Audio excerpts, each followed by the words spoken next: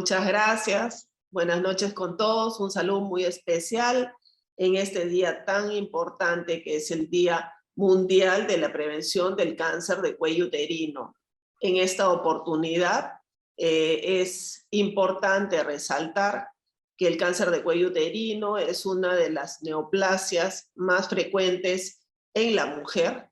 Es una neoplasia donde hemos desarrollado muchas intervenciones para su control porque creemos que podemos prevenirlas, podemos diagnosticarla tempranamente y dar la oportunidad a las mujeres de salvarse de esta enfermedad o también evitar que se produzca. Y por lo tanto, el control del cáncer de cuello uterino en la mujer no solamente salva la vida de una persona, sino le da oportunidad de seguir cuidando a su familia, es cuidar a la mamá, es cuidar a las hijas, es cuidar en realidad a toda la sociedad. Y ese mensaje preventivo en el Día Mundial de esta enfermedad, de la prevención de esta enfermedad, creo que es una magnífica oportunidad con el panel que tenemos el día de hoy, que son nuestros mejores expertos en control del cáncer, todos ellos del Instituto Nacional de Enfermedades Neoplásicas, miembros de nuestra Sociedad Peruana de Cancerología, y agradecemos su participación en esta oportunidad al doctor Javier Manrique, quien es director de Prevención y Control del Cáncer del INEN, un experto en no solamente en las estrategias de prevención y control del cáncer, sino es en todas las acciones que han impulsado las políticas públicas desarrolladas en nuestro país desde el INEN. Una de ellas, el Plan Nacional de Control de Cáncer, como una de sus mejores expresiones, fue el Plan Esperanza.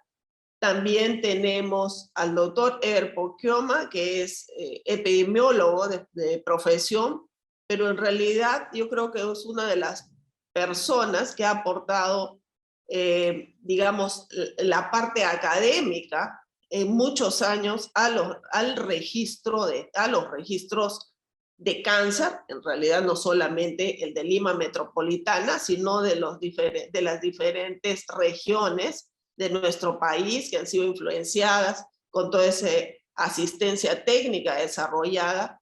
Él es un experto en estos modelos de registro de cáncer, tanto hospitalarios como de base poblacional, como es el registro del INEN.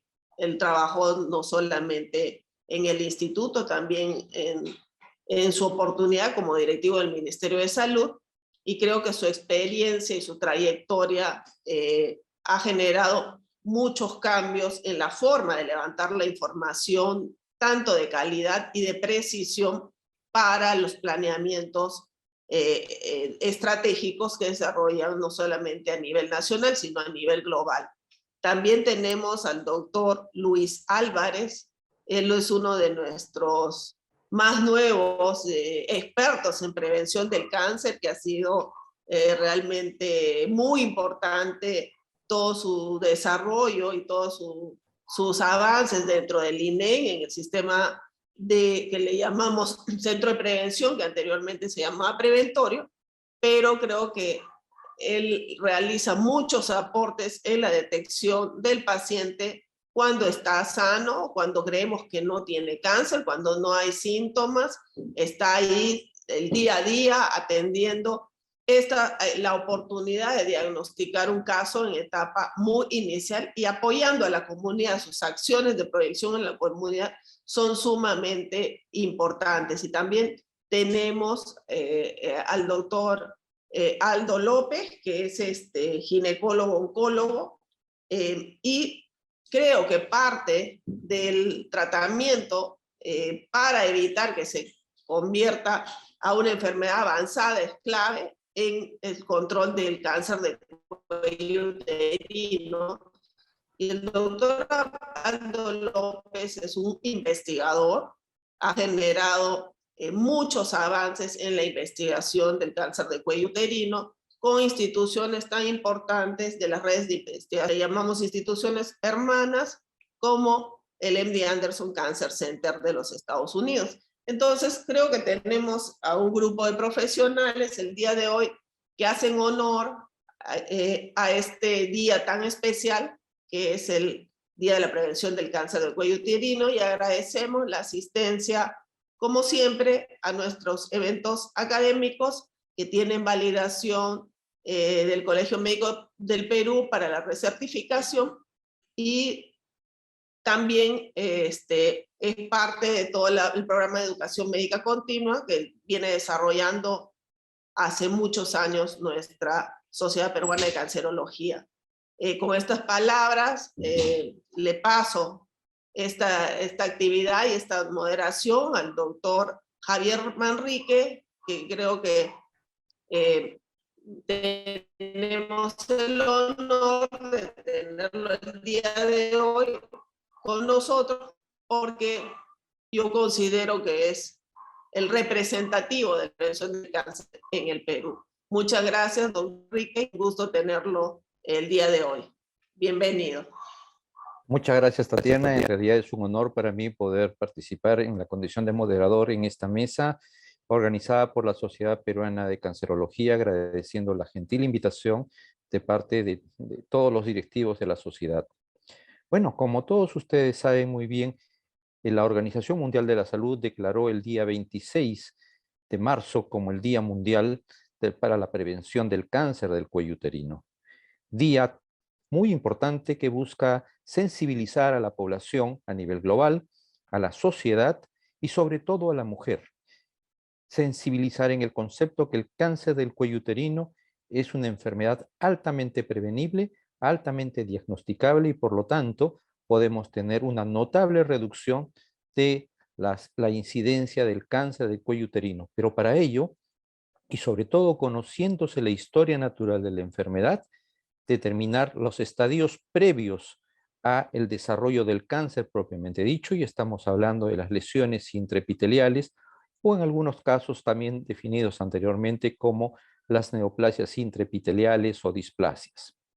Bueno, a lo largo de la noche vamos a tener que tratar estos temas y con el objetivo de ampliar más el conocimiento de todos los presentes. Para ello, en primer lugar, estamos contando con la presencia del doctor Eber Poquioma. El doctor Poquioma nos va a ilustrar sobre el tema epidemiología del cáncer del cuello uterino.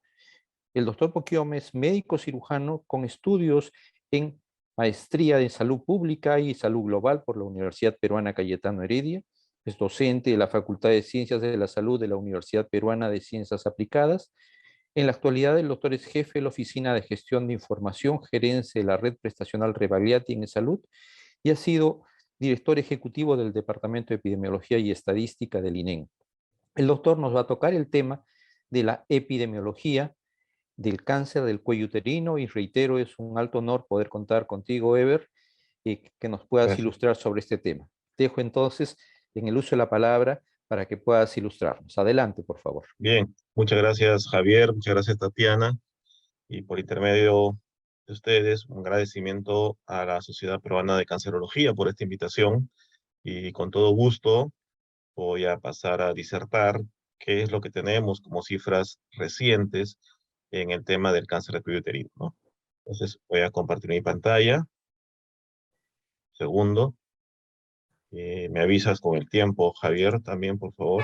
Claro que sí. Ahí está. Y me avisan si es que se está viendo bien. Allí en pantalla completa. Sí se ve bien. Bien. Bien. Entonces, un día muy especial, ¿no? Para sensibilizar en cuanto a la prevención del cáncer de cuello uterino, organizado por la Sociedad Peruana de Cancerología. Siempre empiezo mis ponencias con esta diapositiva, en donde vemos que gracias a una iniciativa mundial, que es el GloboCan, podemos tener cifras valederas, bastante certeras, de lo que es el cáncer, ¿no? Entonces ya para muchos es conocido en el mundo se ha estimado que ocurren 19.300.000 casos nuevos de todos los tipos de cáncer en ambos sexos, ¿no? Ocasiona 10 millones de muertes, ¿no? Esta enfermedad, este grupo de enfermedades, ¿no? Y que también ya tenemos cifras fidedignas de lo que es la prevalencia de cáncer, ¿no? 50.600.000 personas viviendo con el cáncer. Ese es el marco general del cáncer a nivel mundial. En esta ocasión vamos a tratar directamente ir a ver lo que es lo que representa el cáncer de cuello uterino, ¿no? Entonces, primero, por ejemplo, ver esta cifra, ¿no? 42.8% de todos los casos de cáncer en el mundo ocurre en mujeres, ¿no? Vamos a ver que en otras partes del mundo, como en América Latina, como en Perú, eh, existe al contrario, mayor cantidad de casos de cáncer en mujeres, ¿no? En cuanto a la mortalidad, el 40.6% de todos los casos que fallecen por cáncer ocurre en mujeres, ¿no? Yendo directamente al cáncer uterino y tomando como su población a la población de mujeres, representa el 7.3% de las neoplasias malignas en mujeres y el 8.4% de las muertes, ¿no? Eso es en términos de valores absolutos y valores relativos. Cuando vamos a ver la magnitud real de las enfermedades, pues tenemos que hablar de tasas de incidencia, tasas de mortalidad. Y tenemos este gráfico en la parte inferior derecha que nos está diciendo que en el mundo, en mujeres solamente, de todas las edades, el cáncer de cuello uterino está en cuarto lugar, con aproximadamente una tasa de 13.3 casos por cada 100.000 mujeres, ¿no? Por encima de esta cifra está cáncer de mama, cáncer de colon y recto y cáncer de pulmón, ¿no? Estas cifras han ido cambiando, ¿no? Si ustedes vieran cómo fue el Globocan 2002, que fue el primer Globocan que apareció en el mundo, el cáncer de cuello uterino estaba en segundo lugar y ha ido disminuyendo, ¿no? Entonces, este fenómeno de la disminución ha ocurrido en muchas partes del mundo, ¿no?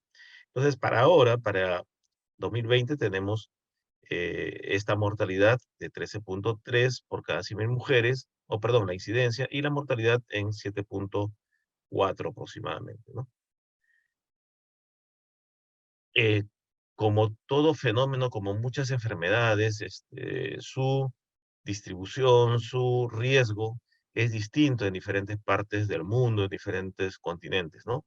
Entonces vemos acá que con los datos del Globocan 2020, los países del sur del África o del África occidental tienen las tasas más altas, ¿no? Están por encima de 24.9 por cada 100.000 mujeres. En nuestro subcontinente, en América del Sur, Bolivia, Paraguay, una de las Guyanas, tienen las tasas más altas. Nuestro país está en una tasa intermedia en el rango de 16.6 a 24.9, ¿no? Parecido a Venezuela, el mismo rango que Argentina, ¿no? Y entonces los colores más claros están representando los países en donde el problema es bajísimo, ¿no?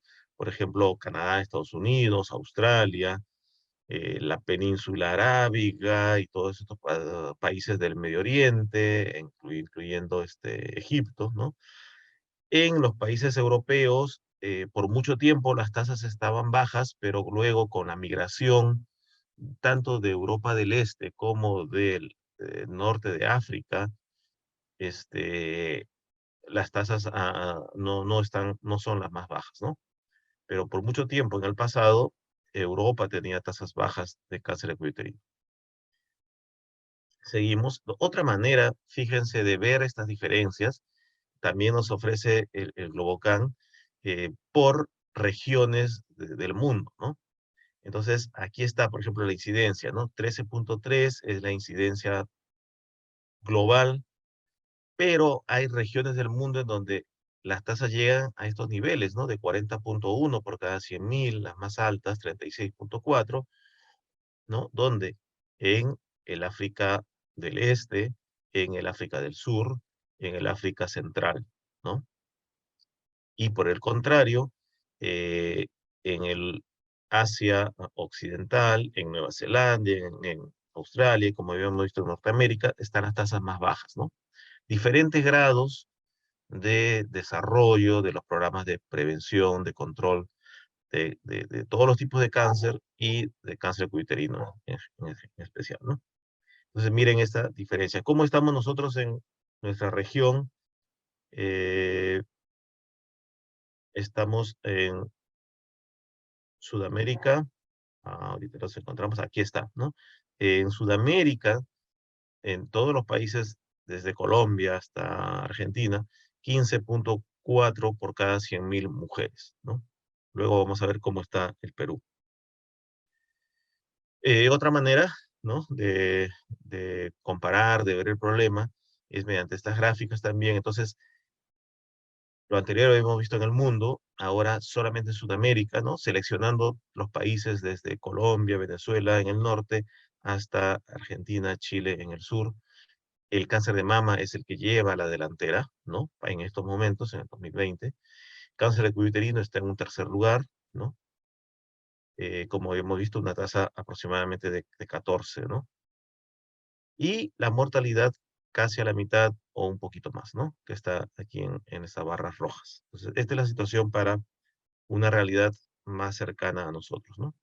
Y yendo y llegando a datos de Perú, esta estimación que hace Globocan la tomamos como válida, la tomamos como la más cercana que tenemos, y entonces allí nos dicen que el cáncer uterino tiene una tasa promedio para el país de 22.2 casos por cada 100.000 mujeres, ¿no? Está ocupando el segundo lugar en frecuencia y en incidencia en el Perú, luego del cáncer de mama, ¿no? Entonces, ya no sería deseable tener, y definitivamente hay diferencias al interior del país, ¿no? Entre las ciudades y la parte rural, entre departamentos de sierra o de selva contra departamentos de la costa, ¿no? Pero no tenemos los datos suficientes para eh, dar esa descripción, ¿no? Un poquito más, igual, ¿no? Siempre hay que tener cuidado cómo interpretamos. Si para el Perú, para el año 2020, esperamos o se esperó tener cerca de 70.000 casos, para cáncer uterino, representando el 6.1% del total de casos de cáncer en el Perú, se estimaban 4.270 casos nuevos, ¿no? O sea, 4.270 personas, señoras que reciben esa mala noticia que tienen un cáncer uterino, ¿no? Eh, entonces, podría decirse muy poco el problema, 6.1%, pero también hay que enfocarlo desde el punto de vista solo de mujeres. Allí sí es el 11.5% de los casos de cáncer solo en mujeres, ¿no? Lo que se ve en el gráfico inferior. Yendo a los datos siempre muy buenos, muy válidos del registro de cáncer de Lima Metropolitana, que es un estudio que recoge todos los casos de cáncer ocurridos en población que vive en Lima Metropolitana, se acerca bastante, bastante a la realidad y nos sirve para tomar muchas decisiones, ¿no? Allí ya este, vemos que el cáncer uterino pues, sigue en un segundo lugar, ¿no? Pero bastante alejado de cáncer de mama, ¿no? Entonces, por ejemplo, ¿qué se encontró? 3.631 casos de mujeres limeñas en 3 años, ¿no? Del 2013 al 2015, que tuvieron ese diagnóstico, lo que equivale a 1.200 casos por año, ¿no? Y si uno va reduciendo en el tiempo, equivaldría a 100 casos por mes, ¿no? Entonces, comparado con otras enfermedades, pues no podría decir es poco, pero todos sabemos la importancia que tiene, lo complejo que es un diagnóstico de cáncer, ¿no? Respecto a otras enfermedades. Entonces, esta es la realidad para Lima, una tasa de 22 por cada 100.000 mujeres, ¿no? Y luego, pues, este gráfico de tendencias que nos ayuda a entender bastante qué es lo que ha ocurrido a lo largo de los años, ¿no? Es importantísimo esta experiencia de más de 50 años, desde el año 68 hasta el 2015, y el trabajo continúa en el INEN, en el Registro de Cáncer de Lima, para mostrarnos cómo han ido cambiando algunos tipos de cáncer, ¿no? En este caso, el tema de esta noche, que es el cáncer uterino, evidentemente, pues ha habido una disminución importantísima, ¿no? De niveles de 45 por cada 100.000 mujeres a niveles de lo que hemos encontrado ahora, ¿no? 22 por cada 100.000 mujeres, ¿no? Poco a poco, producto de muchos determinantes que han ido ocurriendo durante todos estos años, ¿no? Entonces, esta es una realidad importante, y yo no creo equivocarme si es que esto está ocurriendo o ha ocurrido en ciudades como Chiclayo, Trujillo, Ica, Arequipa mismo, ¿no? Huancayo, tal vez, solo que nos falta demostrarlo, ¿no? Arequipa, hablando de Arequipa, tiene un buen esfuerzo, se tiene datos publicados desde el año 2002, una serie bastante grande, hasta el año 2014. Este gráfico, en donde ellos juntan todos los datos del 2008 a 2014, nos representa o nos presenta el cáncer uterino en segundo lugar en mujeres, con una tasa de 27.5 por cada 100.000 mujeres, ¿no? Se han dado cuenta de que yo estoy mencionando siempre las tasas estandarizadas, ¿no? Porque es la única manera de comparar entre tiempos diferentes y entre lugares diferentes, ¿no? Entonces, el producto de los registros de cáncer siempre nos dan tasas crudas, tasas de incidencia específica por edad, pero lo más útil para comparar, cuando tengamos que presentar y comparar, es la tasa estandarizada por edad, ¿no? Seguimos entonces, yendo a una realidad más cercana, el INEN, ¿no? Eh, esta tabla se preparó con la intención de ver los cambios que habían ocurrido en 2 décadas diferentes, ¿no? Se tiene en el INEN los diagnósticos definitivos, ¿no? Cuando ya el paciente ha tenido su biopsia, la operación, ¿no? O con todos los exámenes posibles se determina el diagnóstico definitivo. El corte se hizo hasta el año 2017, pero representa bastante bien cómo había aumentado la cantidad de pacientes, ¿no? Pacientes mujeres. En promedio, en la primera década de este siglo, 1.440 casos en promedio de cáncer uterino, y sube cerca a 1.567 en promedio en la segunda década, ¿no? Otras enfermedades como mama han subido más inclusive, ¿no? Cáncer de cuello uterino, hay que decirlo, tiene ese imán que hace de que la mayoría de mujeres con esta enfermedad lleguen al instituto porque requieren tratamiento de radioterapia. El, el instituto es el que tiene pues estas facilidades de los aceleradores lineales para el tratamiento de radioterapia. Entonces, la gran mayoría va a llegar de todas maneras al instituto, ¿no? Una forma gráfica de poder ver en términos de la edad, ¿no? Cómo está el cáncer uterino y los otros cánceres, es en esta ilustración que hemos preparado, ¿no? En el eje de las X están las edades, ¿no? Y en el eje de las Y el porcentaje. Entonces, rápidamente acá uno ve que el cáncer uterino, pues es un problema en el INEN para gente joven, ¿no? Entre 30 y 65 años es la mayoría de esta área roja que estamos viendo, que me está diciendo que en el INEN, las señoras que vienen a su tratamiento, este, están en una edad joven, ¿no? A diferencia de los otros cánceres que podemos estar viendo acá. Cuando se hizo un análisis de los estadios y separamos simplemente la procedencia de las pacientes, el gráfico de la derecha, el gráfico circular de la derecha, está representando a las mujeres que viven en Lima y Callao, ¿no? Que viven en esta urbe grande, y en el gráfico de la izquierda a las mujeres que vienen de provincias, ¿no? Todas las provincias fuera de Lima y Callao. Lo más saltante acá es la diferencia entre los estadios 1, veamos lo que está en azul. En Lima, las mujeres que vienen de Lima tienen 18.9% de estadio 1. En cambio, las que vienen de provincia es menos, 12.4. Y la contraparte es el estadio 3.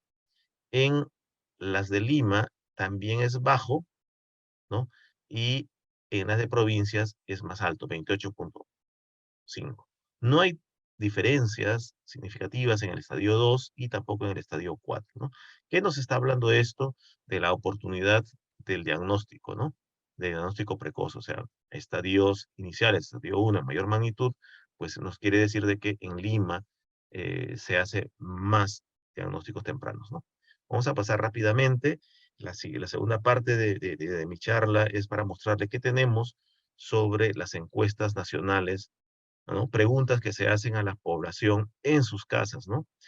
Gracias a un esfuerzo entre el Ministerio de Salud, el INEM también participó, el Ministerio de Economía y Finanzas financió estos estudios. Desde el año 2014 tenemos datos fidedignos de encuestas en donde se les pregunta a cerca de 35.000 familias cada año, se les pregunta una serie de temas de salud y entre ellas tenemos un capítulo para cáncer, ¿no? Muy interesante. Entonces ya tenemos una serie de 8 años. Fíjense acá, con un poquito de esfuerzo vamos a mirar esto, ¿no?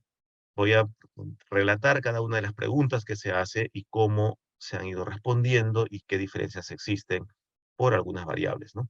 Entonces, les repito, ¿no? Cerca de 35.000 familias que son entrevistadas, va el encuestador profesional del INEI, selecciona a las personas mayores entre 15 a 59 años y les pregunta, esta primera pregunta es, ¿usted considera que el cáncer es prevenible? Y fíjese lo importante de estas cifras, ¿no? 89, 88, 87% no afectó la pandemia es año 20, año 21, al conocimiento de las personas, ¿no? Entonces, en resumen, cerca del 90% de los adultos peruanos y peruanas creen, saben, consideran que el cáncer es prevenible, ¿no? Por área de residencia, entre si vive en el campo, si vive en la ciudad, hay una diferencia pequeña, ¿no? Lógicamente en la zona urbana conocen más que en la zona rural, pero no es tanto. Y si vive en Lima Metropolitana, en la costa de una sierra, tampoco los niveles son muy diferentes, ¿no? Entonces, el conocimiento, y es algo que debemos de rescatar, es uniforme, es bastante grande, ¿no? Casi 90% de peruanas y peruanos sí saben que el cáncer se puede prevenir. Por diferencia de sexos, miren esta serie bonita, ¿no? Del 2014 a 2021, 8 años, me muestra igual, ¿no? Que por diferencia de sexos no hay diferencia, ¿no? El hombre quizás sepa un poquito más, quizás porque sale a la calle, se entera de un poquito más que las mujeres, ¿no? Pero en general es parecido. Donde sí hay diferencia, y eso ya es un reconocimiento de que algo está pasando en el sistema, es de el acceso a los chequeos, ¿no? De ese 90% baja a un 25, ya digamos un 27% nacional, ¿no? Que sí pudo tener acceso a un chequeo, ¿no? Entonces, en eso hay que trabajar bastante. Sí fue afectado por la pandemia, 2021, miren cómo bajó. En el área de residencia, las personas que viven en el área urbana tienen mejor probabilidad de acceder a un chequeo que los de la zona rural. Los que viven en Lima Metropolitana o en la costa tienen mejor probabilidad que los que viven en la sierra o en la selva, ¿no? Se va notando las inequidades, ¿no? En el acceso al chequeo. Yendo, bueno, otras variables más, como el nivel de educación, también tiene impacto, ¿no? Personas con el nivel educativo superior, pues tienen eh, casi 3 veces más chance, más posibilidad de hacerse un chequeo que una persona, un grupo de personas que tiene educación primaria, ¿no? Y en el quintil de bienestar, que es la franja que vemos abajo, hay que leerlo esto como unas condiciones, los niveles socioeconómicos, ¿no? El quintil de bienestar superior es aquellas condiciones socioeconómicas tipo A, tipo B, y el quintil inferior es la condición socioeconómica tipo E, ¿no? Entonces, más pobres, ¿no? Entonces vemos esa gradiente, ¿no? Una gradiente de la que sí se afecta la posibilidad de tener un acceso a un chequeo, ¿no? Yendo al tema de ahora, casi la mitad de las personas encuestadas, ¿no? De los adultos, han escuchado en algún momento el virus del papiloma humano y lo relacionan como causa del cáncer acuiterino, ¿no? Entonces, en esto, por ejemplo, podemos comentar de que sí tiene impacto todo el esfuerzo que se ha hecho en información, en diseminar comunicaciones, ¿no? Igual en la parte de Lima metropolitana y en la costa, pues existe mayor conocimiento, ¿no? Sobre el papiloma, sobre el virus del papiloma humano, ¿no? Aquí diferente, ¿no? Aquí diferente, en sexo. Entonces, las mujeres son las que han captado más la idea, tienen más presente que el virus del papiloma humano es la causa del cáncer uterino, ¿no? Entonces, eso es importante tener esto de base, este conocimiento de base para poder seguir haciendo las estrategias, ¿no? Y aquí, Papa Nicolau, ¿no? Se han realizado Papa Nicolau, estábamos muy bien, ¿no? En cerca de 66%, entre 60% aproximadamente, hasta que llegó la pandemia y bajó el primer año, bajó el segundo año, ¿no? Y en estos momentos, pues, se está recuperando todo esa oportunidad perdida, ¿no? Igual hay diferencias entre la zona urbana, vivir en zona urbana que vivir en zona rural.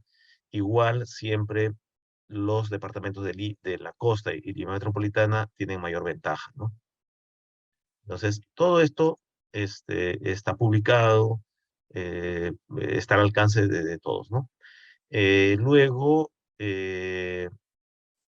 también a nivel educativo, miren cómo es bastante marcado, ¿no?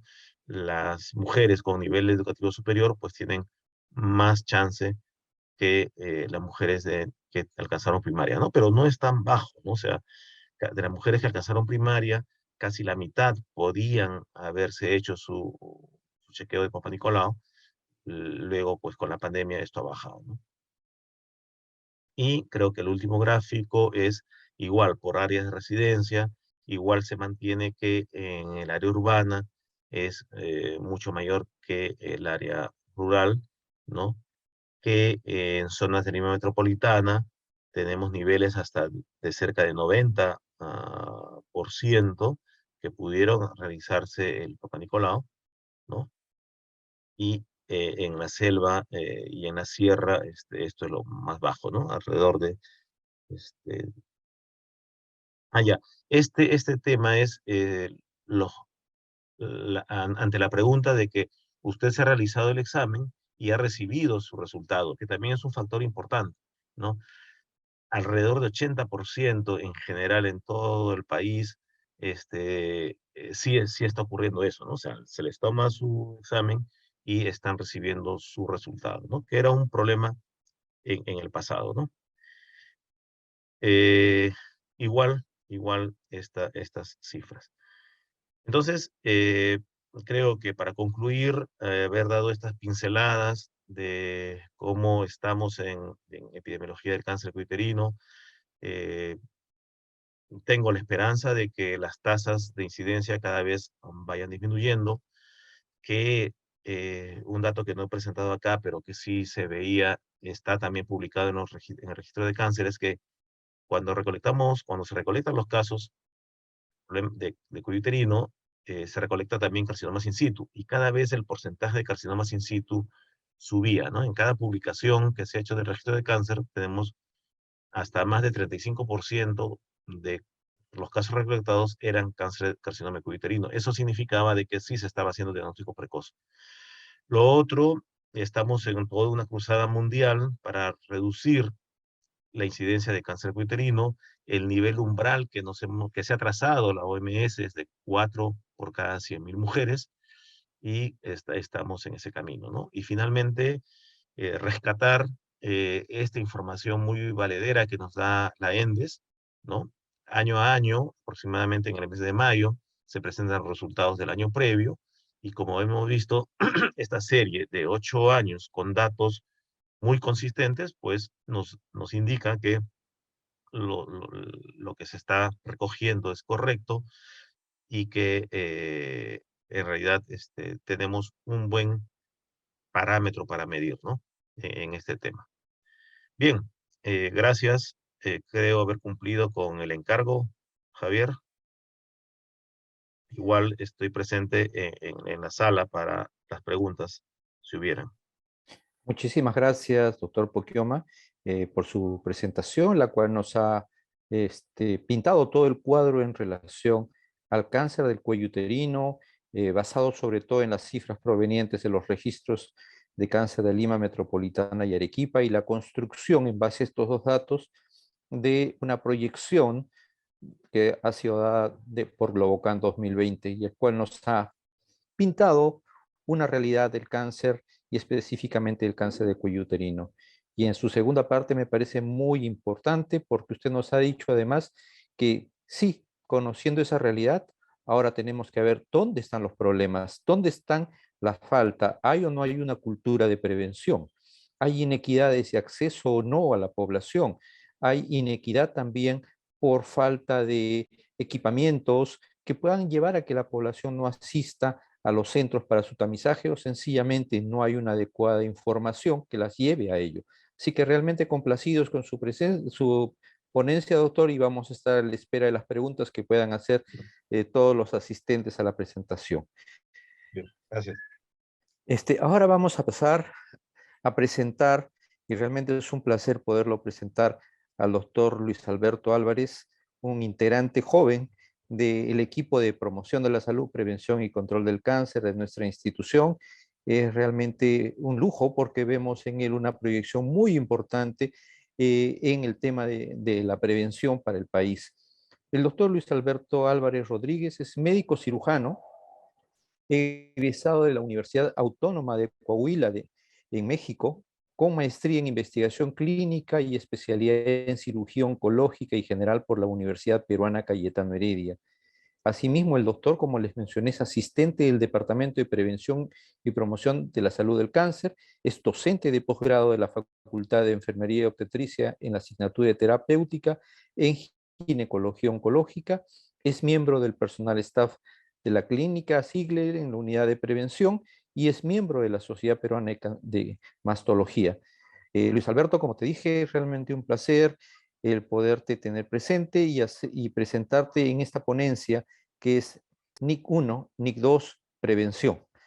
Tengo la certeza que nos vas a ilustrar de la manera más adecuada, así que quedas en este momento para tu presentación, Luis Alberto. Gracias, muy amables por la invitación, muy amable doctor Manrique por la presentación. También yo estoy muy honrado por la invitación y la oportunidad que se me da también a través de la doctora Tatiana Vidaurre, y sobre todo abordar este tema tan importante que es de prevención en cáncer de cuello uterino, orientado más al manejo de las displasias, ¿no? Que es el objetivo principal de la prevención en cáncer de cuello uterino, cuyo objetivo es precisamente disminuir las tasas de incidencia y por lo tanto de mortalidad por este padecimiento, ¿no? Entonces voy a iniciar compartiendo pantalla.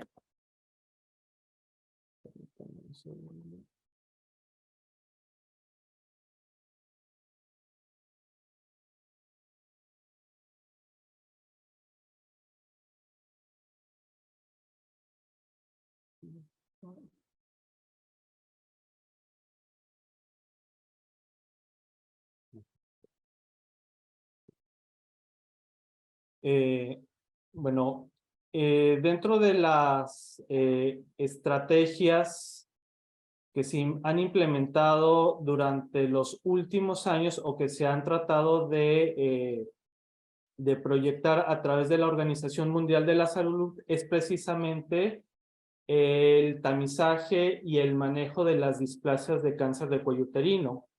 Como bien sabemos, el 75% de la mortalidad por cáncer está abarcada en los países en vías de desarrollo. Y cáncer de cuello uterino abarca una cantidad importante dentro de este porcentaje.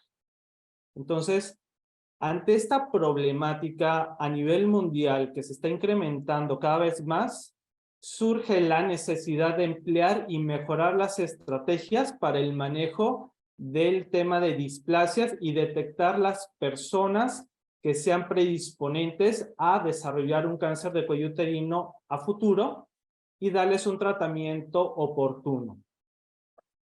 Entonces, el Papa Nicolau ha demostrado ser la estrategia de tamizaje que ha permitido el disminuir la incidencia y la mortalidad por cáncer de cuello uterino en los países desarrollados. Pero ¿por qué no ha funcionado de una manera equiparable en los países en vías de desarrollo? Mucho de lo que se plantea es la calidad en la cual se maneja el tema del Papa Nicolau. En los países ya desarrollados, se ve que el Papa Nicolau, aparte de que la cobertura está garantizada a través de un sistema de salud bien estructurado, el Papa Nicolau mantiene una calidad muy importante a la hora de la toma de la muestra, durante su procesamiento y durante su lectura, lo cual garantiza un resultado fidedigno para la paciente y en un periodo corto de tiempo. Esto no ocurre en los países en vías de desarrollo, donde muchos de los resultados del Papa Nicolau no se entregan, las muestras muchas veces se echan a perder, no se pueden leer de manera adecuada, no hay un control de calidad adecuado. Y es por eso que también la Organización Mundial de la Salud se planteó modificar de alguna manera el tema del tamizaje, en donde se pueda recomendar la implementación de la detección de virus de papiloma humano de alto riesgo, ¿no? Entonces, el test de BPH ha demostrado ser el método que tiene mayor sensibilidad y especificidad para la detección de displasias de bajo y de alto grado, y de esto también va de la mano por el hecho de que las pacientes se pueden tomar por sí mismas la muestra para su procesamiento, lo cual también resulta en una mejor aceptación de este examen, y por lo tanto esto también puede ampliar más la cobertura. Durante el 2020, la Organización Mundial de la Salud lanzó una iniciativa global para acelerar la eliminación del cáncer de cuello uterino a nivel mundial a través de la vacunación y el tamizaje y el tratamiento adecuado de las displasias de cáncer de cervix. Para esto se planteó el objetivo para que en el 2030 se cumplan las siguientes premisas: que se cobertura el 90% de las mujeres mayores de 15 años de edad a través de la vacunación, la cobertura del tamizaje a través del test de BPH, cuya población objetivo sea entre 30 y 49 años de edad mínimo, o al menos 2 veces en la vida de la mujer. Y las edades en las cuales se recomienda más, si es que va a ser 2 veces, es de 35 y 45 años de edad, con un intervalo hasta de 10 años. Y también que se garantice que el 90% de las mujeres diagnosticadas con displasia de cáncer de cuello uterino sean tratadas de la manera adecuada. Durante el 2019, el director de la Organización Mundial de la Salud lanzó una publicación en donde establecía un modelaje y una proyección a futuro si es que se cumplían estas premisas, en donde mediante esta proyección abarcaba, de acuerdo al índice de desarrollo humano, la cobertura por el tamizaje, tanto tamizaje como la vacunación por el BPH, de una manera conjunta. Y de esta manera, si es que esto se cumplía para el 2030, iban a haber una disminución drástica de los casos, a tal grado que si esto se mantenía con el tiempo, se podían disminuir hasta 4 casos por cada 100,000 para el año 2100. Es decir, que esto se podía reflejar principalmente a partir del 2100 en los países de muy bajo desarrollo humano, pero siempre y cuando se mantengan estos objetivos de cobertura. Y bueno, acá dentro del modelaje, como pueden ver en esta tabla, en este gráfico, podemos ver lo que pudiera representar en un futuro lo que puede ser la incidencia por cáncer de cuello uterino si es que se llegan a abarcar estos objetivos.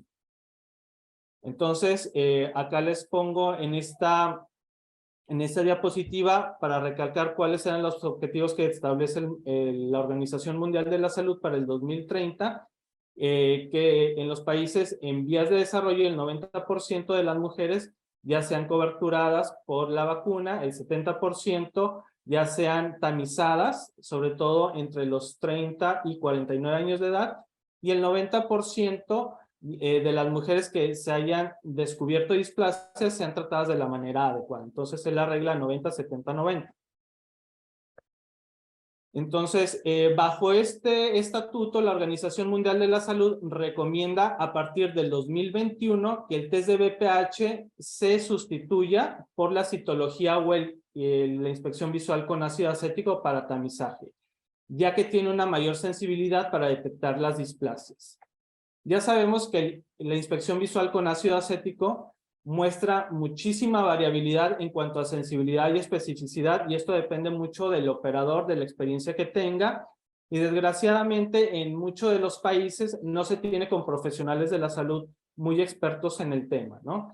Entonces dificulta también mucho el diagnóstico oportuno de displasias de alto grado, que son las que tienen mayor riesgo de evolucionar hacia un cáncer de cuello uterino. Entonces, estos estudios demuestran una heterogeneidad muy ambigua o muy grande y tienen un diseño diferente y la experiencia de los realizadores es muy diferente y eso hace que los resultados sean bastante variables. Lo que no ocurre con el test de BPH, que únicamente se toma la muestra, se procesa y ya tienes un resultado, es decir, la variabilidad es mucho menor. Entonces, es por eso que se trata de sustituir el test de BPH por el IVA. La citología cervical también tiene una sensibilidad y una especificidad variable que pueden depender del que toma la muestra, de cómo se procesa y de cómo es la lectura, ¿sí?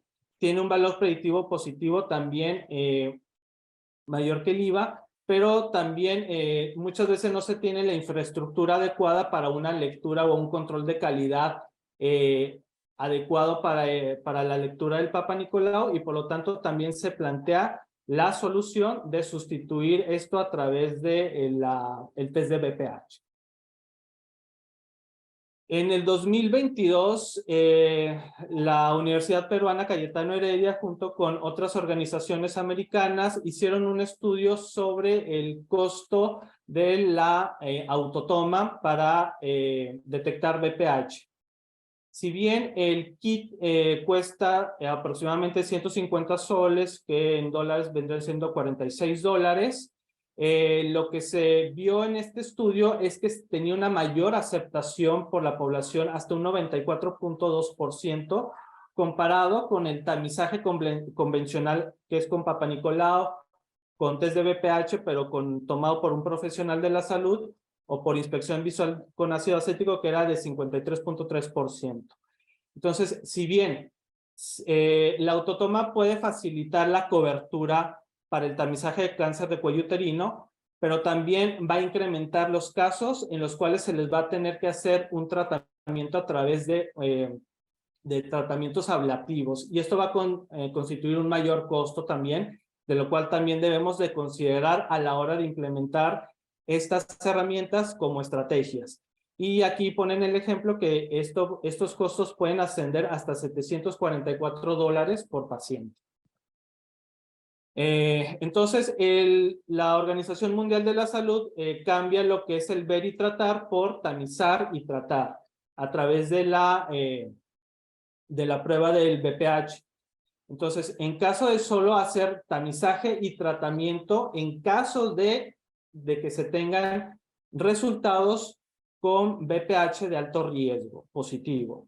Pero si se tienen la infraestructura y el material adecuado para realizar inspección visual con ácido acético, que se le pueda hacer la citología complementaria, colposcopía y toma de biopsia, entonces se le tiene que implementar esto también, ¿sí?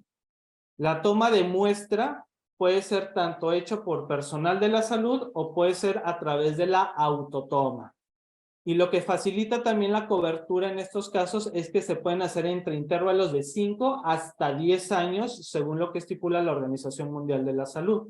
A diferencia de lo que hace con el IVA y la citología cérvico-vaginal, que es cada 3 años como máximo.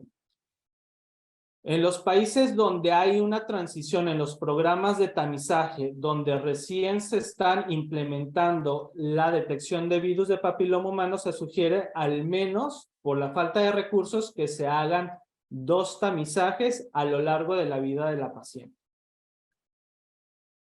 Un estudio que se hizo en el INEN, en el Departamento de Prevención, en donde se tamizaron aproximadamente 934 pacientes, se vio una incidencia de, una prevalencia de BPH de alto riesgo de aproximadamente el 11%. Este estudio tenía como objetivo evaluar la efectividad del IVA y de la citología cérvico-vaginal en pacientes BPH positivas de alto riesgo. Y se vio que la sensibilidad del IVA y de la citología eran equiparables, pero sin embargo, la citología era más efectiva para poder detectar lesiones endocervicales, cosa que no se puede hacer con la inspección visual con ácido acético, que esa es una de las mayores debilidades por esta técnica. Pero lo que sí se estableció también y que se compara mucho con los otros estudios es que la mejor técnica de tamizaje para detectar displasias es la prueba con BPH porque tiene una mayor sensibilidad y una mayor especificidad. En relación a los tratamientos de las displasias de bajo grado, se han adoptado las estrategias de ver y tratar en los casos de NIC1 y NIC2 y que han asegurado una tasa de curación de hasta un 88% en los países de bajo recurso, lo cual ha resultado ser una de las estrategias que se han estado difundiendo en estas realidades, ¿sí? La efectividad de la termocoagulación y de la crioterapia es similar, ya que la profundidad es variable entre 4 milímetros hasta 7 milímetros, que es lo suficiente y que incluso la Organización Mundial de la Salud lo ha demostrado con varios estudios, en donde la tasa de curación es hasta un 85%.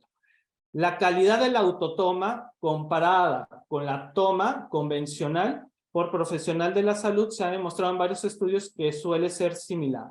Y la autotoma tiene la ventaja de que tiene una mayor aceptación, facilitando la cobertura. Entonces, uno de los estudios latinos que salió en relación a los tratamientos ablativos versus observación en relación a los NIC1 fue un estudio que se realizó en Panamá y que salió publicado en el 2015, donde examinaron 242 pacientes con displasia de bajo grado. Entonces, estas pacientes se armaron 2 brazos, un brazo era para observación y el otro brazo era para tratamientos ablativos. Entonces, se vio, el seguimiento que se les hizo fue en 6 meses y a los 12 meses. Entonces, durante el seguimiento de los 6 meses, no hubo diferencia en cuanto a la progresión, que fue 1.85%, que eso también puede ser explicado por la biología que tiene la displasia a bajo grado, pero la remisión fue mayor en el grupo del tratamiento versus la observación, que fue hasta el 90.6%. Y a los 12 meses no hubo diferencia en la tasa de remisión. Entonces, la conclusión es que el tratamiento ablativo versus la observación son equiparables, ¿sí? Entonces, cuando implementamos el tratamiento ablativo, si es que la paciente no es factible que se le haga controles de manera subsecuente por temas geográficos o por temas económicos o por tema también de facilidades en la infraestructura donde se hacen los exámenes, ¿no? Otro estudio de los que más, de los que se han publicado en relación a ver y tratar, hay estudios tanto indios, hay estudios en África subsahariana, en donde establecen que el ver y tratar es una de las estrategias que han permitido que de alguna manera se asegure o se evite más bien la progresión hacia una displasia de alto grado o hacia un cáncer de cuello uterino. En este estudio de ver y tratar que se publicó en Nigeria, Se reclutaron 653 mujeres, de las cuales se vio que el 8.9% tenían lesiones intraepiteliales, ¿sí? De estas, el 1.4% eran de alto grado y por lo tanto se les hizo en estas pacientes el ver y tratar. Para asegurar el diagnóstico se les hizo, después de del IVA, de la inspección visual con ácido acético, se les hace una biopsia para demostrar el diagnóstico, ¿sí? Posteriormente, el 4.1% de las pacientes tenía una displasia de alto grado y con la intervención a través de la crioterapia se evaluaron a los 6 y a los 12 meses y se vio que había una remisión de hasta un 0.5%. Entonces, se planteó que la crioterapia también tenía una tasa de curación en estos casos de un 87.9%, lo que evitaba la progresión hacia un cáncer de cuello uterino en los países con escasos recursos. Ahora, la eficacia en termoablación en pacientes que ya son sometidas a pruebas con virus de papiloma humano, en este estudio que se hizo en el Hospital de Camerún, que salió publicado en el 2017, se reclutaron un total de 1,012 pacientes, en donde se observó una prevalencia del BPH en aproximadamente 18.5%, ¿sí? Estas pacientes se les realizó una crioterapia, estas pacientes previo a la crioterapia y a la, termocoagulación, se les hizo una biopsia endocervical y se les hizo una biopsia de acuerdo a los hallazgos en la colposcopía. Entonces, en estos casos se demostró que habían displasias NIC2 o NIC3. Las pacientes fueron sometidas a termoablación y las pacientes tuvieron una remisión del 70.6%, y las que no tuvieron esa remisión se vio que era porque tenían lesiones endocervicales, lo cual eran difíciles de tratar, asociadas a extensión glandular, que era una de las debilidades de este tipo de tratamiento, ¿no? Ya con este tratamiento se empezó a comparar con otros estudios y se observaba que también la efectividad tanto de la crioterapia, termocoagulación, la ablación con láser, la conización con láser y el CONOLIP, y se vio que la efectividad era similar entre ellos. Únicamente había más variación en los casos en los cuales había una displasia endocervical, donde la tasa de curación era mucho menor. Entonces, se equiparó el tratamiento de termocoagulación y crioterapia son equiparables en cuanto a efectividad, siendo necesario evaluar en cada país cuál es el método más apropiado de acuerdo a sus condiciones, ya que hay algunos lugares donde no hay luz, por ejemplo, y no se puede cargar el termocoagulador, y entonces en estos casos se puede optar por la crioterapia, o hay lugares en donde sí se puede optar por la termocoagulación, ¿no? En cuanto al tema del patrón de la vacunación en relación a la proyección de casos de cáncer de cuello uterino para el 2100, se plantea que junto con el screening o tamizaje se implemente también la cobertura por la vacunación.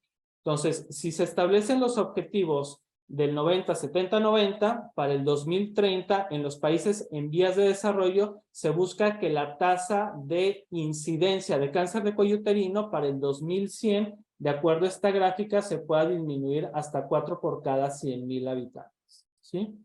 Entonces, el efecto que vamos a tener de todas estas estrategias van a demorar aproximadamente hasta 50 años. O sea, desgraciadamente a nosotros no nos va a tocar ver este efecto si es que se llegan a implementar estas estrategias de la forma adecuada, ¿no? Entonces, dentro de los esquemas de vacunación que ya todo el mundo conoce, están el esquema que se realiza inicialmente a la dosis inicial al mes y a los 6 meses. Inicialmente salió la bivalente, ¿sí? A través del Cervarix, que es el nombre comercial, y el Secolin, y posteriormente la cuadrivalente, el Gardasil, y el nonavalente, que es la Gardasil 9.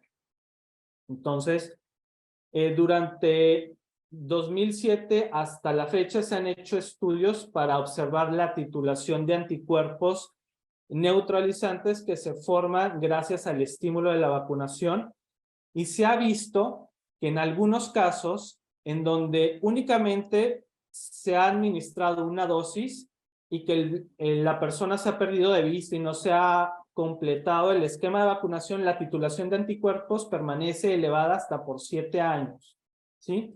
Entonces, ya es por eso que en muchos lugares ya se plantea únicamente 2 dosis, que es actualmente lo que se tiene en el calendario de vacunación a nivel nacional, ¿sí?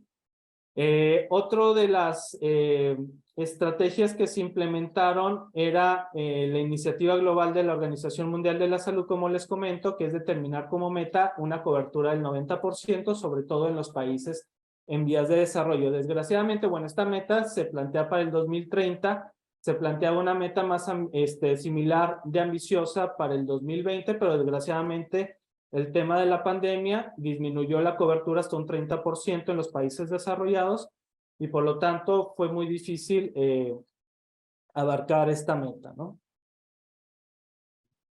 Ahora, dentro de estas estrategias que se tienen de tamizar y de vacunar al mismo tiempo, en donde no nada más se incluyen a mujeres en edad preescolar, sino a mujeres con vida sexual activa, también se han implementado la cobertura en varones que oscilan entre los 9 y los 26 años de edad. Este protocolo se lanzó en el 2016, que se le llama HPV Faster. Este protocolo tiene como intención el analizar esta estrategia para ver tanto la titulación de anticuerpos durante cierto periodo, pero también observar el comportamiento de las reinfecciones por VPH y también ver el grado de control de las pacientes que se someten a tratamientos por displasias, ya sea de bajo o de alto grado. Entonces, la premisa que manda esto es que las mujeres que estén en edad de hacerse el tamizaje a través de la prueba de detección de cáncer de cuello uterino se implementa a partir de los 25 años de edad y se haga hasta los 50 años de edad. Entonces, con un intervalo hasta de 10 años junto con la vacunación. Si durante la detección de VPH no se detecta absolutamente nada, se le hace su prueba de VPH 2 veces en la vida, o sea, a los 35 y 45 años de edad. Si es que se llega a detectar VPH durante este estudio, lo que se hace es ver si la paciente es candidata o no a un tratamiento. Si es candidata a un tratamiento, se le hace un seguimiento y se ha visto que la tasa o la tasa de disminución o la tasa de riesgo para formar o tener una enfermedad invasiva disminuyó hasta un 90% en las mujeres que habían sido vacunadas, porque esto les conllevaba que tuvieran una mayor protección y por lo tanto evitaban el desarrollo de displasias de alto grado o de cáncer de cuello uterino ya siendo previamente tratadas por displasia. ¿Sí? Y también se está evaluando si una dosis es suficiente en adultos de 25 años y que hay estudios que demuestran una inmunidad que puede preservarse hasta por más de 7 años. ¿Por qué se están incorporando varones al esquema de vacunación? Simplemente porque se evita que haya contagios a través del varón y las mujeres ya previamente inmunizadas también ya no pueden contagiar el virus. Entonces, llega un momento en que ya no se puede contagiar el virus y durante varios años se está buscando que el VPH disminuya progresivamente y por lo tanto desaparezca y eso conlleva que ya no haya casos de cáncer de cuello uterino. Entonces, es una de las estrategias que se están empleando a la hora de incorporar varones en los esquemas de vacunación. Para el 2017 únicamente el 4% de los países habían involucrado varones en los esquemas de vacunación.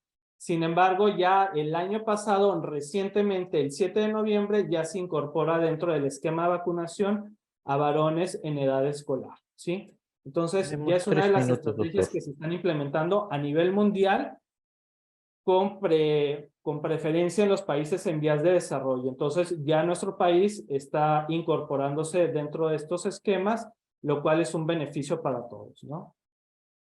Y bueno, a manera de conclusión, recordemos que el cáncer de cuello uterino representa el cáncer de mayor mortalidad en las mujeres que viven en los países en vías de desarrollo, y es imperativo la creación de estrategias que contribuyan a la reducción de la mortalidad por cáncer de cuello uterino. Las estrategias que propone la Organización Mundial de la Salud aún no se pueden adaptar a los programas en estos países. Sin embargo, a través de protocolos como el HPV Faster, que ya se implementaron en México a través del estudio FRIDA 2, se han implementado en estos países y ya se están publicando algunos resultados. Sin embargo, todavía es muy pronto para llegar a una conclusión, ya que la historia natural de la enfermedad de las displasias es muy larga, ¿sí? Entonces, para poder sacar conclusiones en relación a esto, bueno, va a demorar bastantes años. El test de BPH, la vacunación y el tratamiento ablativo representan los pilares más importantes de dichas estrategias y que deberían implementarse en los países en vías de desarrollo y que formen parte de los programas de prevención para un futuro. Bueno. Esto sería todo. No sé si tengan más adelante alguna pregunta o duda. Voy a estar acá al pendiente de cualquier. Muchas gracias, doctor Luis Alberto Álvarez. Sí, definitivamente usted nos ha ilustrado bastante en el tema de el diagnóstico de las lesiones intraepiteliales, en el manejo de las mismas y también en la prevención primaria a través de la vacunación. Temas muy importantes para poder lograr el control, sobre todo, y manejo de las lesiones premalignas antes de poder llegar a esa epidemiología que nos ha presentado el doctor Pocchioma. Bueno, ahora tenemos para la tercera parte de esta presentación, tenemos al doctor Aldo López, quien nos va a hablar sobre el tema del tratamiento de las displasias severas, el NIC3. Así que vamos a presentar al doctor Aldo López. El doctor Aldo López es un ginecólogo oncólogo del Departamento de Ginecología Oncológica del INEN. El doctor ha tenido un entrenamiento en el MD Anderson Cancer Center.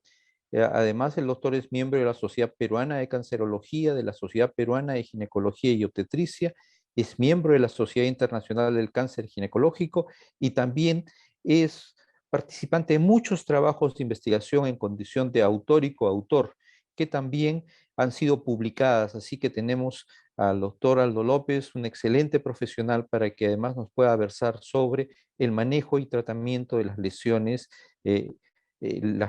intraepiteliales de alto grado y específicamente del NIC3. Doctor Aldo, queda usted a cargo. Buenas noches, doctor Manrique. Gracias por la presentación y también gracias a la Sociedad Peruana de Cancerología por la invitación. Y es importante conmemorar el día, ¿no?, de lucha contra el cáncer de cuello uterino. Como ya el doctor Pocchioma nos ha hablado de las estadísticas, es un problema serio de salud pública para nuestro país, y no solamente para nuestro país, ¿no?, para varios países de Latinoamérica, de África, Asia, en vías de desarrollo, con bajos recursos como son catalogados, ¿no? También quiero felicitar al doctor Álvarez por la presentación en la parte preventiva. Yo les voy a hablar un poco del tratamiento para las lesiones preinvasivas de cáncer de cervix. Para esta charla no tengo ningún conflicto de intereses y creo que, bueno, el que tiene la última charla a veces agarra al grupo o al auditorio un poco cansados, pero para que se motiven voy a tratar de ser breve y conciso en los conceptos. En resumen, y el doctor Álvarez también dio algunos tips respecto al cáncer de cuello uterino, principalmente a la infección por PVH.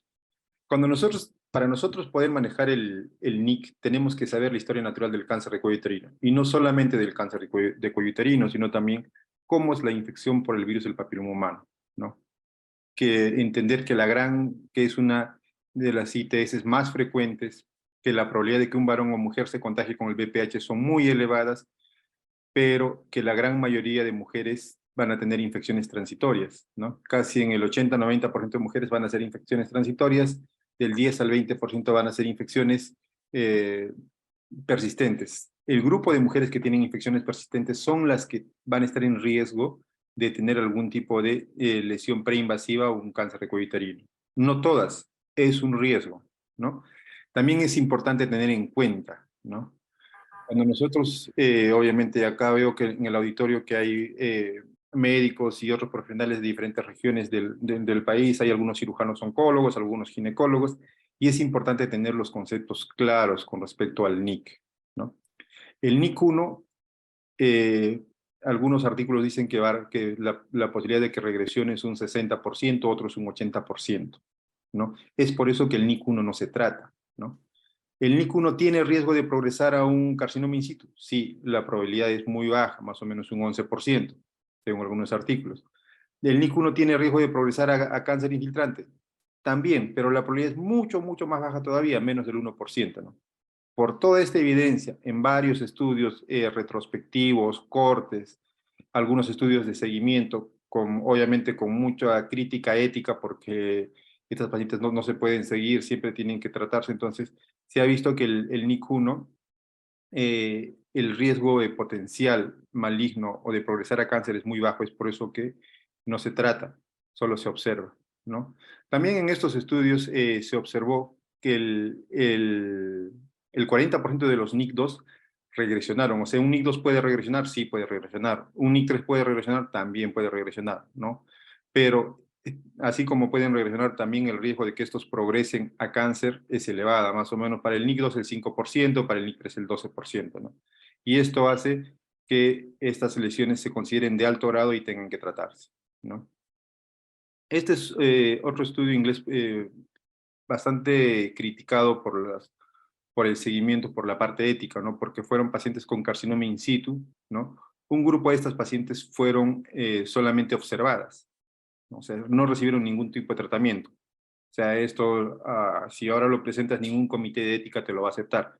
Este grupo de pacientes con carcinoma in situ, más o menos el 33% progresó a cáncer infiltrante, ¿no? Y el grupo de estas mismas pacientes, de esta misma corte que se siguieron, ¿no? Pero que fueron tratadas, solamente el 0. De las pacientes que recibieron tratamiento, o sea, un cono frío, un cono LIP, un tratamiento resectivo, solamente el 0.7% progresaron a cáncer infiltrante. O sea, obviamente, eso también indica que el tratamiento del carcinoma in situ es un tratamiento preventivo para evitar que estas mujeres progresen a cáncer infiltrante. Entonces, toda lesión de alto grado, o sea, todo NIC2 o NIC3 debe ser tratado después de su diagnóstico, excepto en el embarazo, ¿no? Ya les di las razones por las que el NIC1 se observa. El NIC1 se trata solamente cuando hay sospecha de progresión o persistencia. El número de 2 años es también arbitrario, ¿no? Para los italianos, por ejemplo, son 18 meses y todo eso, pero no se han puesto de acuerdo para tener un concepto claro de que cuándo decir NIC1 persistente, ¿no?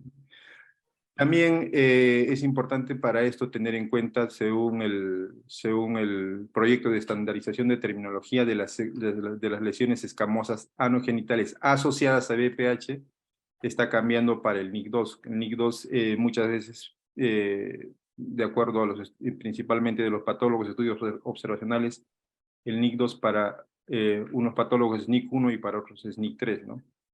Es por eso, para evitar estas subjetividades del interobservadores, lo que se sugiere es que los NIC2 deben marcarse con P16. Si sobreexpresan, considerarlas como NIC de alto grado, o sea, como NIC3 y tratarlas. Y si es que no, considerarlas como NIC1, ¿no? Y como les comentaba, de acuerdo a esta terminología, ¿no? Del ALTS, entonces, histológicamente, los NIC1 son consideradas lesiones de bajo grado y los NIC2 y NIC3 son consideradas lesiones de alto grado. Es importante tener en cuenta. Y otra cosa que tenemos que tener en cuenta para los colegas que hacen colposcopía, incluso para tomar Papá Nicolau, ¿no? Es importante saber qué es la zona de transformación. Si uno no sabe qué es la zona de transformación, no va a entender qué buscar cuando hace, incluso como mencionó el doctor Álvarez, inspección visual o cuando uno hace colposcopía y mucho menos cuando uno hace tratamiento. Entonces es importante tener esos conceptos claros y saber identificar clínicamente, incluso bajo visión directa o con la ayuda del colposcopio, en las pacientes que vayamos a tratar. Cuando tratamos a una paciente tenemos que tener en cuenta el diagnóstico, el grado de displasia, la edad de la paciente, el deseo gestacional también es importante, la extensión de la lesión y el seguimiento, lamentablemente, en nuestro país. Entonces, cuando tenemos una paciente ya con diagnóstico histológico de NIC de alto grado, o sea, NIC 2 o NIC 3, entonces nos ponemos a pensar en todos esos aspectos nosotros, pero por el otro lado tenemos una paciente, ¿no?, que nos mira temerosa, casi llorosa, estresada, por lo que le vayamos a decir. Y si le decimos, señora, vuelve en un mes para su tratamiento, en 2 o 3 semanas, o la vamos a llamar, entonces imaginan el estrés que tiene esta mujer durante ese mes y todo eso, ¿no? Entonces, ¿qué tipo de tratamiento, qué tipos de tratamiento existen? ¿Y cuál es el tratamiento más efectivo para nuestra paciente, ¿no? Entonces, recordar nuevamente, ¿no?, las opciones de tratamiento, algunos NIC2, ¿no?, se pueden observar, los NIC3 también algunos durante, por ejemplo, el embarazo se pueden observar. Tenemos tratamiento con crioterapia, termocoagulación, los tratamientos resectivos como el ConoLip y como ConoFrío. Y lo que tenemos es que comparar las ventajas y desventajas de cada uno de estos tratamientos. Y también es importante tener en cuenta los planes de vigilancia. No vamos a hablar mucho de los planes de seguimiento, vigilancia, porque el tiempo es muy breve y lo que yo les quiero comentar, por ejemplo, acá. ¿Cuál es la efectividad comparando, no? Siempre nosotros en la institución hacemos, hasta ahora los residentes ven que hacemos ConoFrío y ConoLip. Imagino que algunos hospitales, también en provincia, por lo que he podido escuchar, hacen ConoFrío, ¿no? Pero, y con temor a hacer ConoLip. ¿Qué es mejor hacer, ConoLip o ConoFrío, no? Este es un estudio retrospectivo del año 99, ¿no?, donde se seleccionan 180 pacientes. Para un brazo se randomizan 89 para ConoFrío y 91 para ConoLip, ¿no? Y en este estudio las tasas de recurrencia fueron similares, ¿no?, tanto para el ConoFrío y para el ConoLip. O sea, los resultados, ¿no?, de efectividad tanto para un NIC2 o NIC3, para el ConoFrío y el ConoLip, son similares, este estudio nos dijo, ¿no?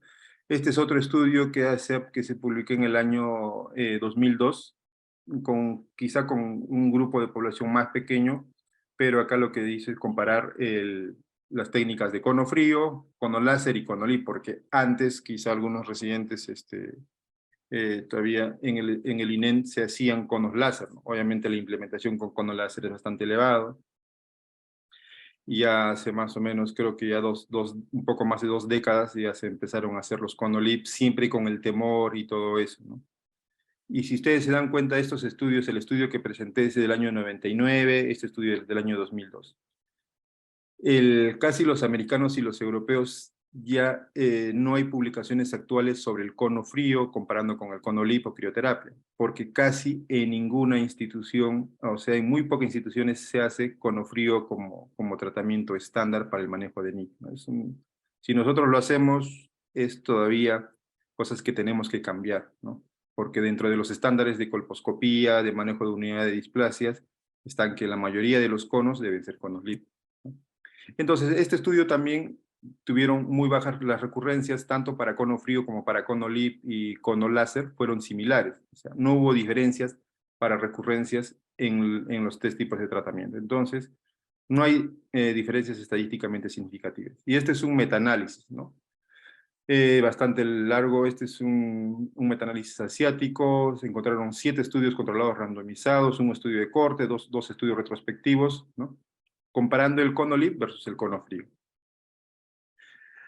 Y si bien es cierto, sobre los márgenes, sobre negativos, había se inclinaba más para el ConoFrío, pero nunca se alejaba de la línea del medio, ¿no? Entonces, este estudio, este metaanálisis concluye incluye que el ConoLip, el ConoLETS le llaman en otro lado, es tan efectivo, o sea, es respecto a la tasa de seguridad si es inferior o no, no es inferior, ¿no? Entonces, es tan efectivo como el cono frío con respecto a la tasa de recurrencia, la tasa de márgenes positivos, la enfermedad residual, algunos de los efectos secundarios del cono, ¿no? Entonces indica que no hay diferencias estadísticamente significativas entre ambos, ¿no?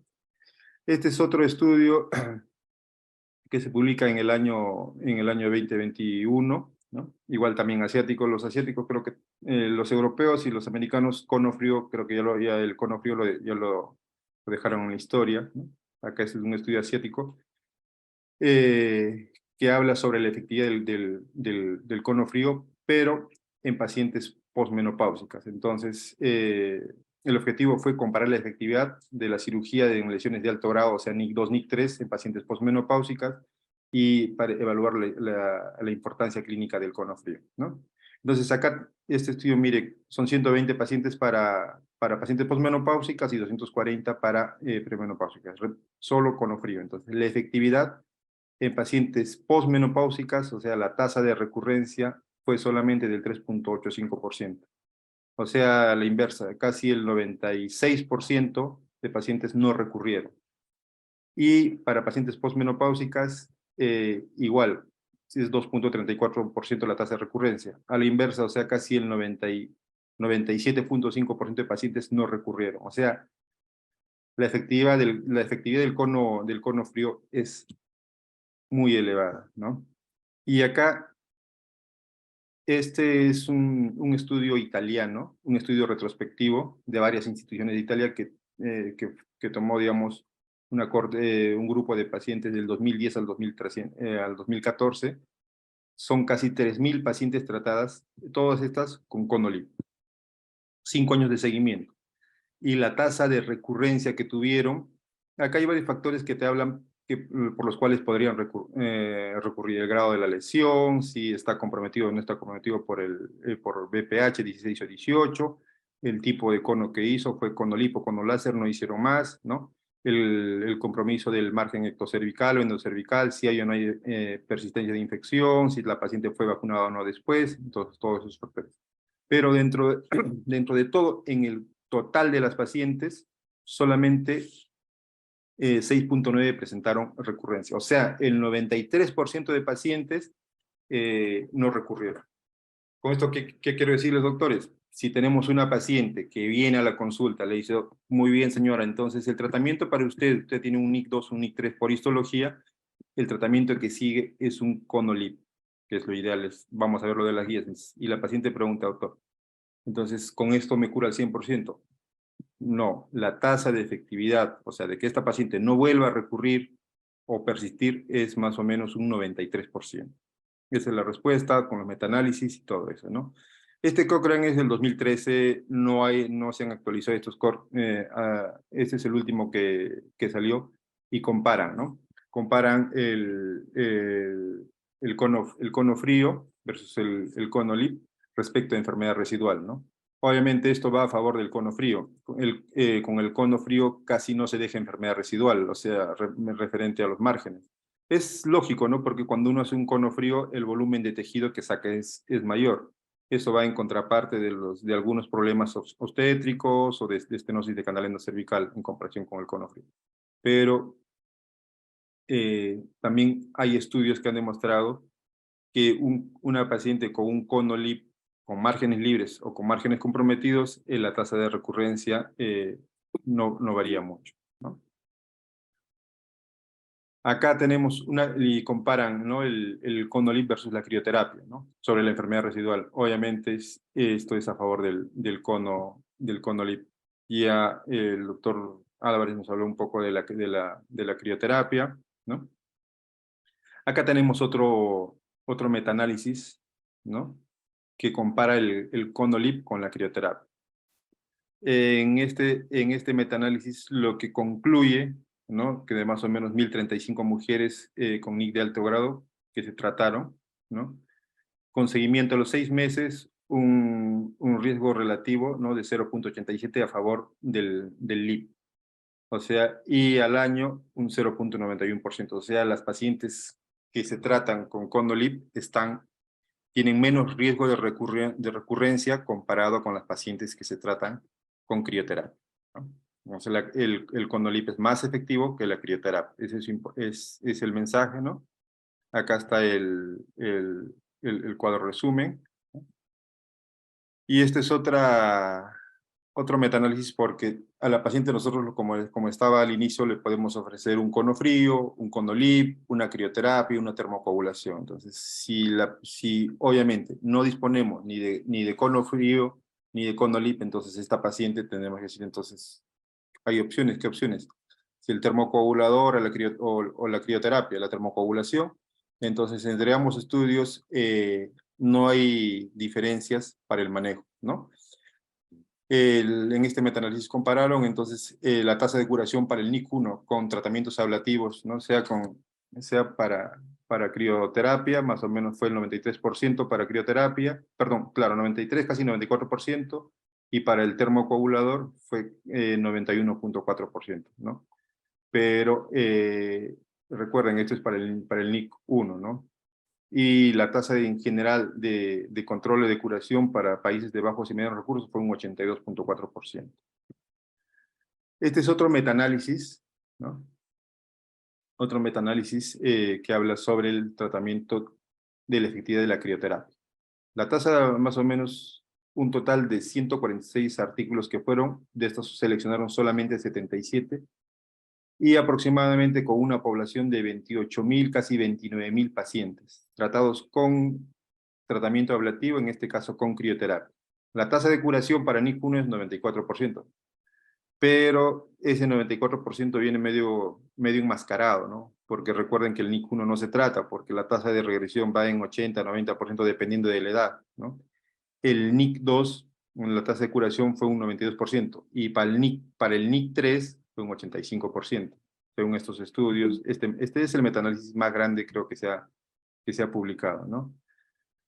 Este es un estudio publicado por la doctora Luciani con el doctor Jerónimo, ¿no? Esto es en base a lo que se hizo en Perú en el año 2002 al 2006, creo que son esos años, es del proyecto TATI, ¿no? En el Perú, la efectividad para NIC3, de pacientes que se tratan con crioterapia en este estudio, que el personal de salud fue capacitado porque fue una intervención de investigación, ¿no? Y acá los estándares son de adquisición de competencias son muy importantes, ¿no? Entonces la efectividad, esto es lo real que tenemos, lo publicado, es un 70%, ¿no? O sea, la efectividad de la crioterapia para NIC3, ¿no?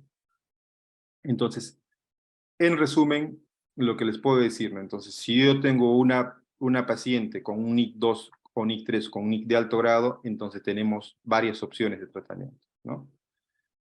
Entre el Conolip y tenemos la crioterapia o el uso del termocoagulador, ¿no? Entonces la efectividad del Conolip va entre el 93 y 94%, y la efectividad de los tratamientos ablativos va entre el 70 al 85%. Entonces, es importante, doctores, que ustedes, cuando el personal, que las personas que estamos involucradas en todo esto, que están conectadas, porque yo entiendo que están interesadas en todo esto, es importante tener en cuenta este dato.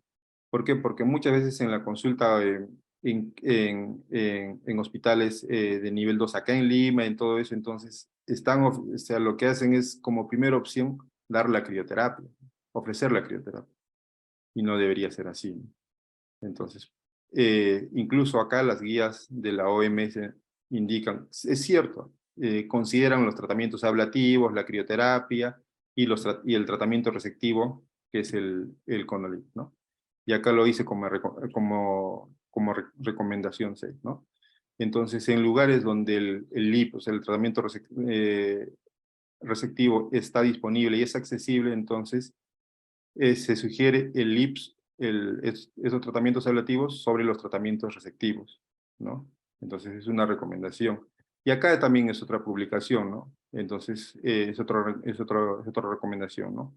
El uso del Conolip sobre el cono frío en mujeres, ¿no? Donde tengamos tratamientos. O sea, el LIP es el tratamiento de elección como tratamiento receptivo por los costos, por el manejo ambulatorio, ¿no? Porque tenemos el resultado de patología. Pero también es importante recordar que estamos en el Perú, ¿no? Si nosotros, esto es una experiencia personal y la pongo de ejemplo, ¿no? Una persona que esté entrenada en operar histerectomías radicales en el instituto y todo eso, ¿no? Tranquilamente, o sea, por cuestiones éticas al paciente, a la paciente se le tiene que ofrecer el mejor de los tratamientos, ¿no? No el en el cual el médico está más entrenado o el que me gusta más a mí, ¿no? Es el mejor de los tratamientos.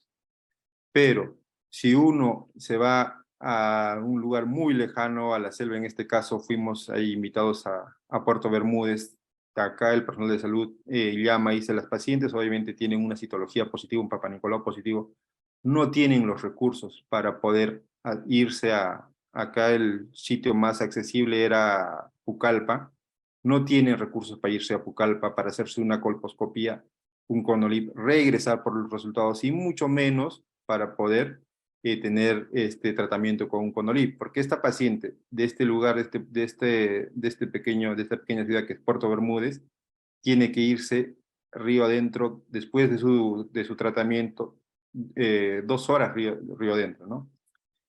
Una de las complicaciones, el tema es muy corto porque el manejo de NIC es muy amplio sobre complicaciones, resultados obstétricos, seguimiento y todo eso, ¿no?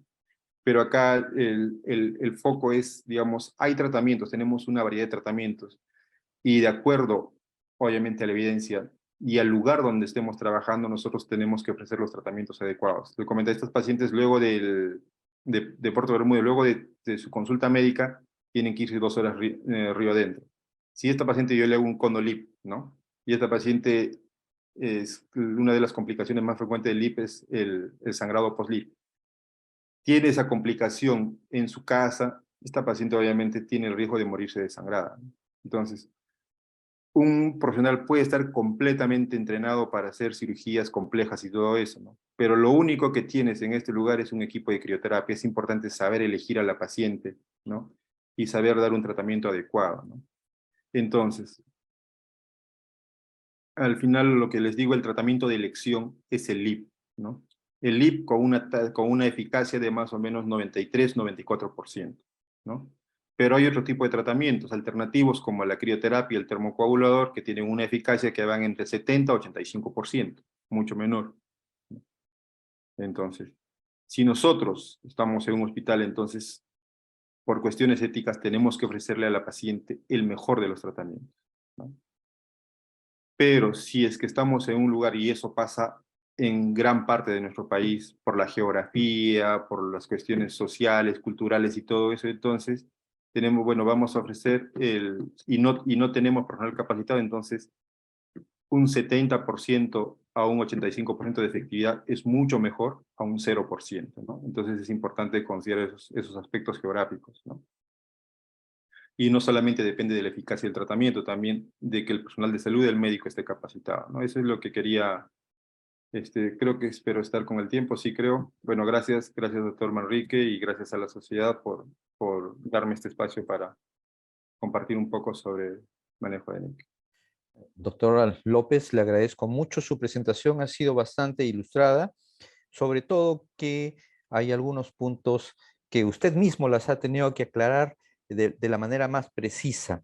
La mejor metodología para el tratamiento de este tipo de lesiones, específicamente las NIC3, es pues el CONOLIP, pero siempre y cuando estemos en el lugar apropiado, en la zona geográfica apropiada. Y cuando no es así, tenemos que adaptarnos en base a la realidad. Y eso lo ha dicho claramente y ha sido muy entendible. Así que eso es algo que tenemos que saber y tenemos que estar entrenados y preparados para poder solucionar el problema en cualquiera de los lugares donde se pudiera presentar. Muy buena su presentación, doctor López. Solo quisiera hacer algunas preguntas en términos general, si alguno lo puede responder para que podamos, el tiempo nos queda corto, pero una de las cosas que nosotros tenemos que tener en cuenta es que cuando queremos hacer unas intervenciones o programas de intervención, y si estamos focalizando ahora en el control de las lesiones intraepiteliales y específicamente las de bajo grado y alto grado, lo primero que tenemos que saber es dimensionarlas.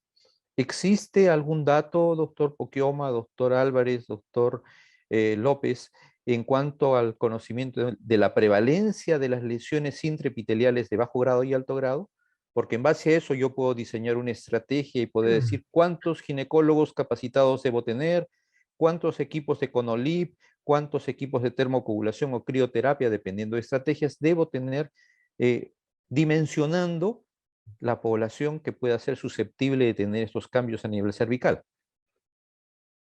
A ver, yo respondo primero, recurriendo a algunas veces que se ha planteado esto, ¿no? O sea, puede plantearse por aproximaciones o por ciertas relaciones entre tantos casos de lesiones de alto grado, de bajo grado, respecto a cánceres invasivos, ¿no? Entonces, teniendo en cuenta que si hay datos más o menos certeros de cáncer invasivo, se puede hacer esa relación.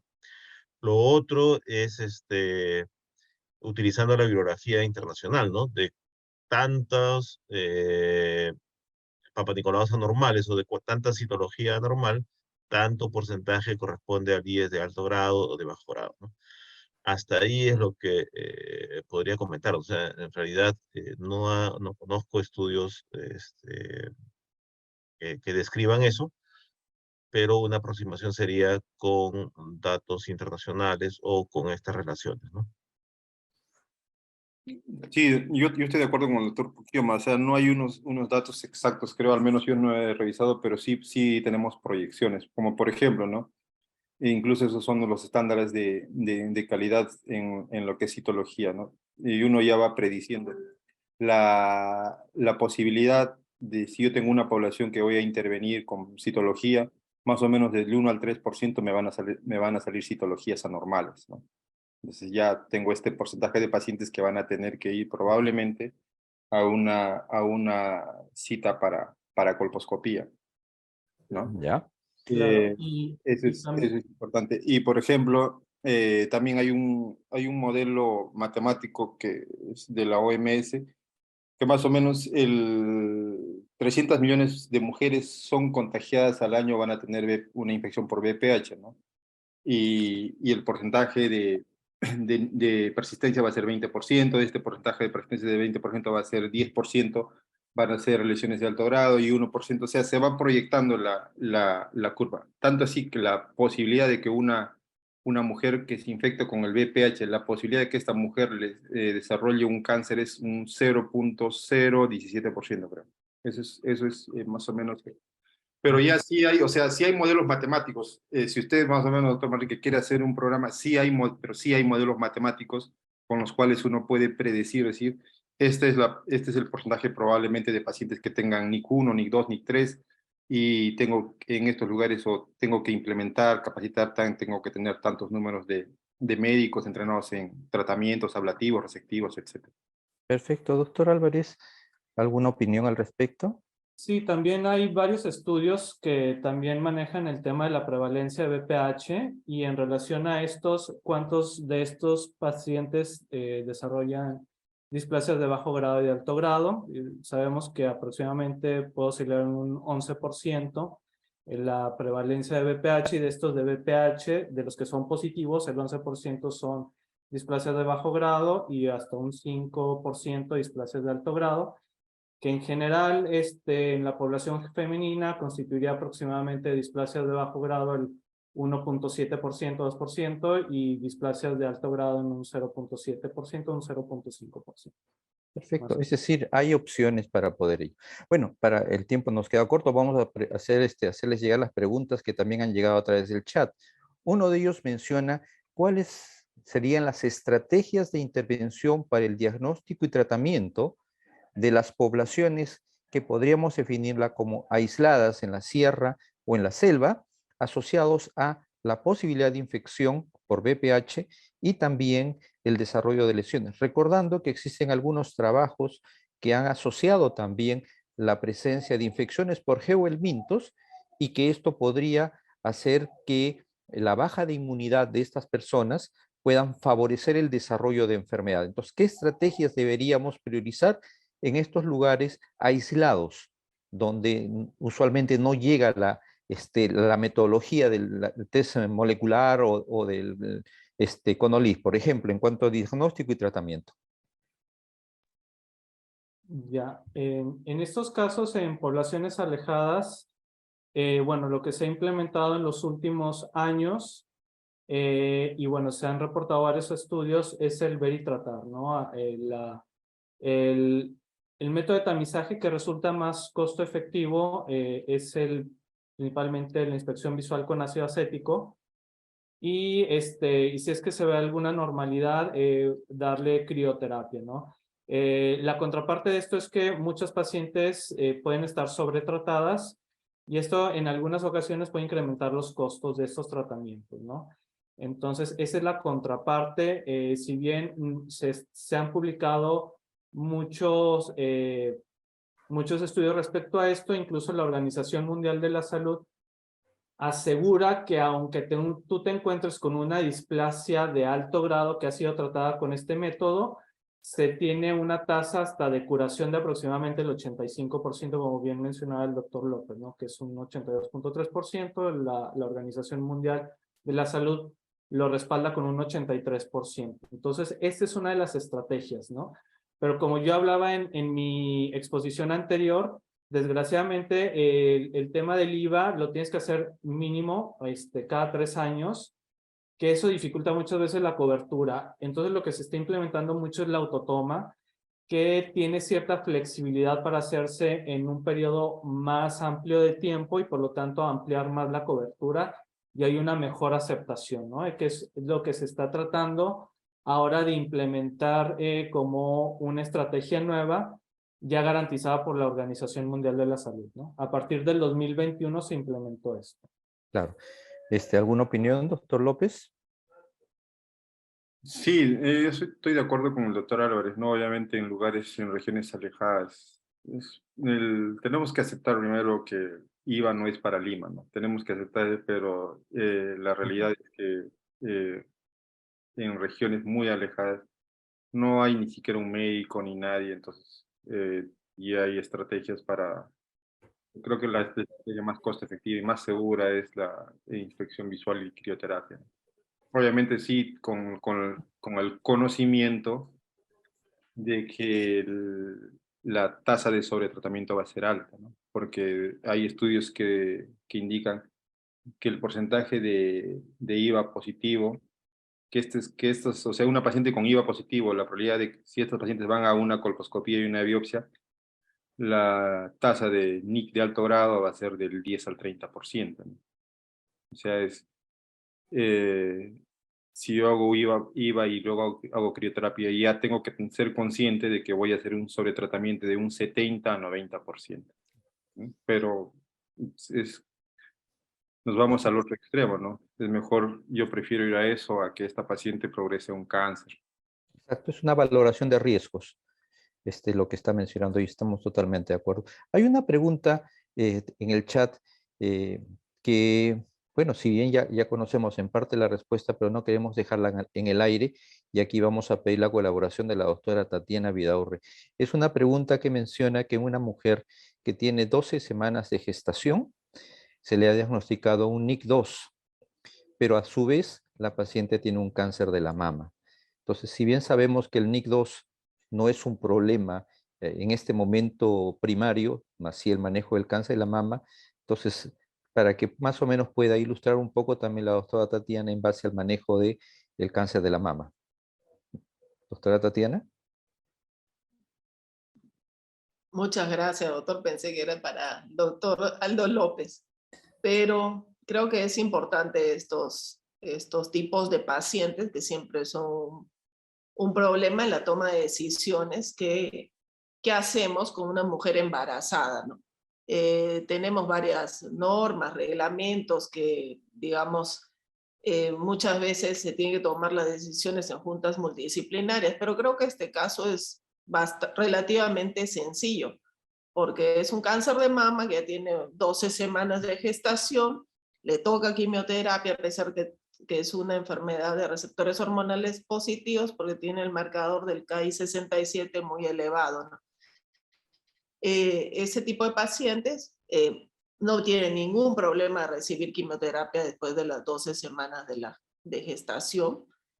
Si tuviera que ser operado, no, tampoco creo que tengan ningún inconveniente.